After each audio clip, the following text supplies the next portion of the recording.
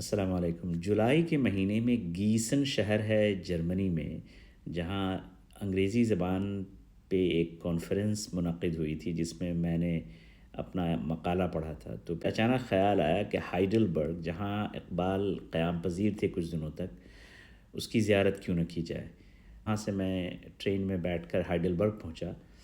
اس گھر میں جس میں اقبال قیام پذیر تھے وہاں گیا، جو نیکر ندی کے بالکل کنارے ہے، اور ندی بہت ہی خوبصورت ہے۔ اس گھر میں اقبال تھے، وہاں پہ جرمن سرکار نے ایک چھوٹا سا سائن لگا دیا ہے کہ یہاں پہ سر محمد اقبال قیام پذیر تھے۔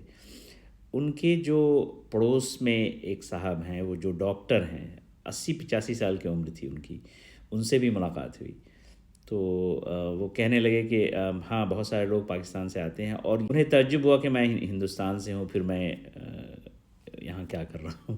بہرحال کہنے لگے کہ لوگ یہ سمجھتے ہیں کہ یہاں پہ کوئی میوزیم وغیرہ ہے، وہاں پہ کوئی میوزیم نہیں ہے، اس میں لوگ رہتے ہیں، اور بہت سارے لوگ جو زیارت کی غرض سے جاتے ہیں تو وہ گھنٹی بجا دیتے ہیں، جس سے خواہ مخواہ لوگ پریشان ہوتے ہیں، چونکہ وہاں پہ کوئی میوزیم یا ان کی کوئی چیز نہیں رکھی ہوئی ہے، بس دیوار پہ ایک سائن لگا ہوا ہے۔ بہرحال جو نیکر ندی بہت ہی خوبصورت، آج بھی اتنی ہی خوبصورت ہے۔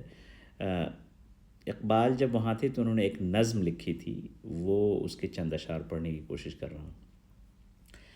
خاموش ہے چاندنی قمر کی، شاخیں ہیں خاموش ہر شجر کی، وادی کے نواں فروش خاموش، کوہسار کے سبز پوش خاموش، فطرت بے ہوش ہو گئی ہے، آغوش میں شب کے سو گئی ہے، کچھ ایسا سکوت کا فسوں ہے، نیکر کا خرام بھی سکوں ہے، خاموش ہیں کوہ و دشت و دریا، قدرت ہے مراقبے میں گویا، اے دل تو بھی خاموش ہو جا، آغوش میں غم کو لے کے سو جا۔